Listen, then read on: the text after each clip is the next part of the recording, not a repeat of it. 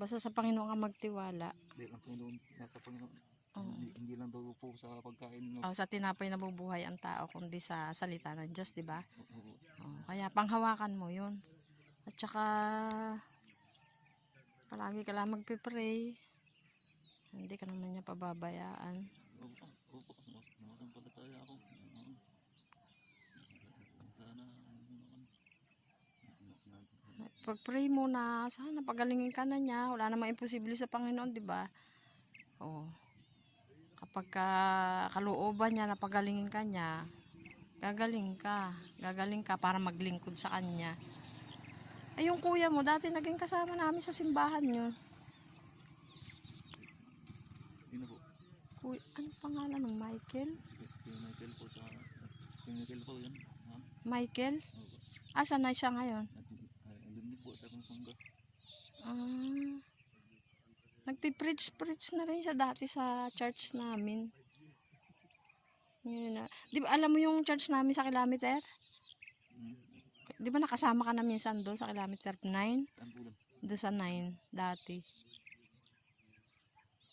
Doon pa rin kami ngayon kaya masasama ka namin sa prayer para basta huwag ka lang mawawala ng pananampalataya sa Panginoon. Lagi ka lang maniniwala sa kanya na di kanya pababayaan. Saka andyan naman lagi ang Panginoon, basta tumawag ka lang sa kanya, nakikinig naman siya palagi. Tapos po na kan, sabi na kan, at tutulungan ko na po ng Diyos at ililigtas ka naman ng mga anghel. Amen, yan. Yan na lang pangkapitan mo. Sino nagbigay sa iyo ng Bible? Doon po na kan, parang pinadala po ng Diyos sa akin na dalhin ko daw po. Parang bumulong mo lang po sa akin na kan. Kailangan pero may bahay pa kayo dyan? May bahay pa kayo dyan? Saan ba kayo di ba dito kayo sa Liberty ba nakatira? Kan po na, upahan lang po. Upahan.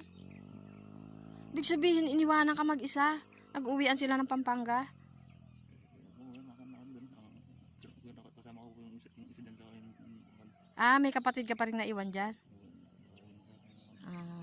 Kala ko wala. Salamat naman. Kala ko mag-isa mo lang. Basta pagka uuwi ka rin sa inyo, magpapahinga, matutulog. Kasi mas maganda yung na ipapahinga mo rin yung katawan mo para hindi napapagod, no? Umiinom ka pa ng gamot? Hindi.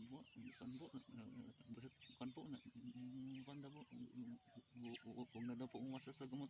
Dahil ang Panginoon daw po nagpapagaling. Sa bagay, amen. Pero siyempre, una ang Panginoon, kahit paano sasamahan mo pa rin ng gamot. Pero kung talaga matibay yung pananampalataya mo, wala naman talaga nga imposible sa Panginoon. Kaya kanyang pagalingin kahit ano pa yung sakit mo. Basta naniniwala ka lang sa kanya at nananampalataya.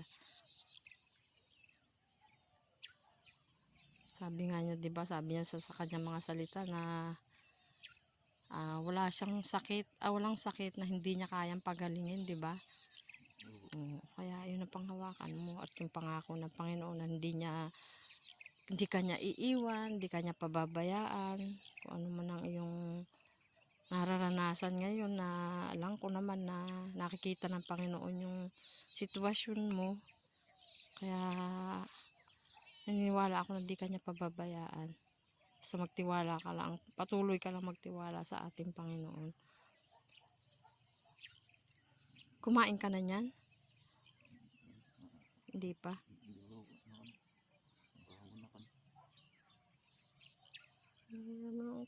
Akala ko gumaling ka na dati. Hindi pa rin pala. Paulit-ulit ganun. Magaling na po ako. Basta maniwala daw po na magaling ka na. Amen. Husay naman ang paniniwala mo. Kanya kailangan matibay tayo sa paniniwala sa Panginoon.